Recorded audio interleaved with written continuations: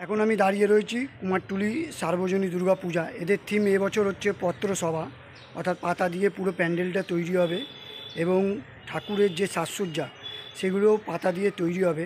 তো চলো আমি তোমাদের ভেতরে নিয়ে গিয়ে দেখাই যে প্যান্ডেল কতটা প্রস্তুতি হয়েছে। বাইরে দিয়ে ভেতরে যাব না, কেন নট অ্যালাউ। তো যতটা পারবো তোমাদের প্যান্ডেলটা দেখাবার চেষ্টা করব।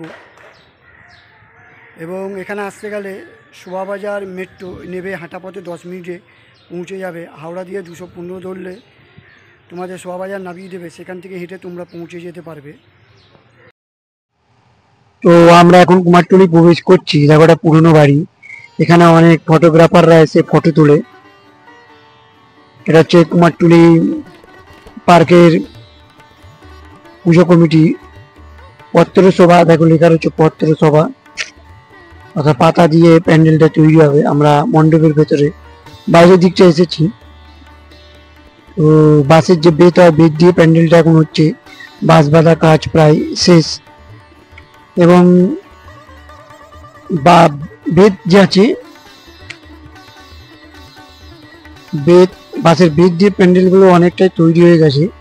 এবার তাদের যে মেন থিম, যে থিমটা হচ্ছে তারা পাতা, শাল পাতা, আম পাতা, কাঁঠাল পাতা, এইগুলোকে তারা পরে কিছু কারুকার্য করবে, তার মধ্যে কিছু চিত্র বা তাদের কিছু ডিজাইন করবে, পরে চারদিকে লাগাবে। তো পুজো কমিটি যারা শিল্পীরা আছে তাদের সাথে আমি কথা বলেছিলাম। তারা বললো, দাদা একটু ঘুরে আসুন, আমরা পাতার কিছু কাজ এখানে করব।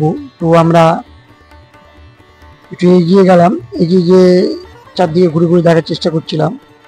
বাসের তো অনেকটাই কাজ হয়ে গেছিলো এবং বেগ দিয়েও, যে বাসের বেগ দিয়েও কাজ অনেকটা হয়ে গেছে। এবং আমি মাঠের চারদিকে ঘুরে দেখার চেষ্টা করলাম। সেখানে মেলার যে পজিশনগুলো, যে নানা রকম দোকানগুলো লাগে, স্টলগুলো, তাদের জন্য খুব ভালো ব্যবস্থা করা হয়েছে যাতে তারা জলে না ভেজে।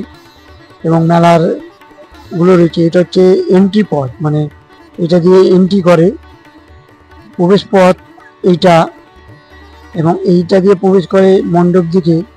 মণ্ডপের পেছন দিয়ে বা বের করে দেওয়া হয় বাহির পথ। এবং এরকম দোলনাগুলো থাকবে, দোলনাগুলো দেখবে, দোলনাগুলো দেখে এটা হচ্ছে বাহির পথ। আমি সামনে নিয়ে দেখাবো যে বাহির পথটা কোথায়। এইটা হচ্ছে স্টলের জায়গা। দেখো কি সুন্দর, বেতের কাজটা প্রায় হয়েই গেছে।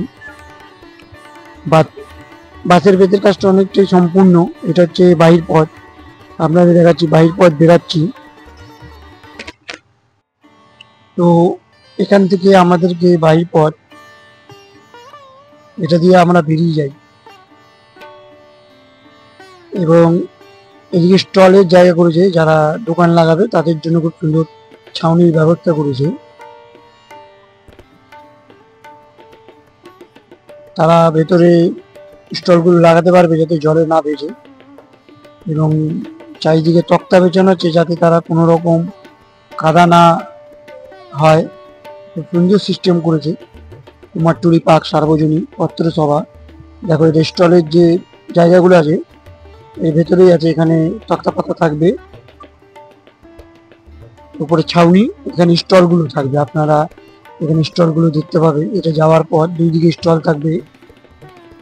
খুব সুন্দর করেছে। এবং আমরা ঘুরে এসেই দেখতে পেলাম সুন্দর প্যান্ডেলের সামনে সেই পাতার কিছু কারুকার্য লাগিয়েছে। চলো দেখায় পাতার কারুকার্যটা ভেতরে।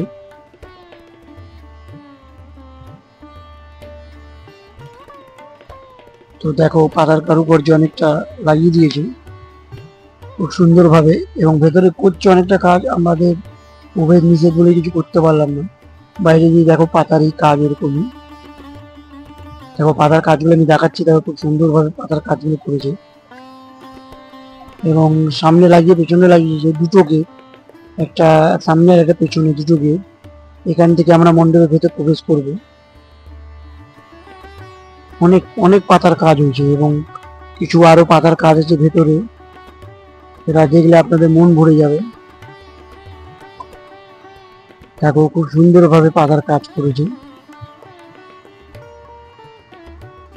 প্রায় 90% কাজ হয়ে গেছে এবং পাতার যে কাজগুলো তারা অন্য জায়গায় তৈরি করে এনে এখানে লাগাবে। তো আপনারা আসুন, কুমারটুলি পার্ক সার্বজনীন পূজা মণ্ডপ দেখুন। দেখুন খুব সুন্দর, পুরো প্যান্ডেলটা হয়ে গেলে কিন্তু আরো ভালো লাগবে দেখতে আপনাদের। খুব সুন্দর করেছে প্যান্ডেল।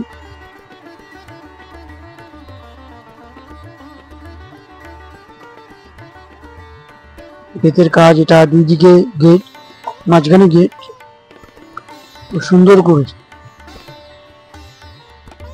আমি মণ্ডপের সামনে দাঁড়িয়ে দেখাচ্ছি আপনাদেরকে, দেখুন।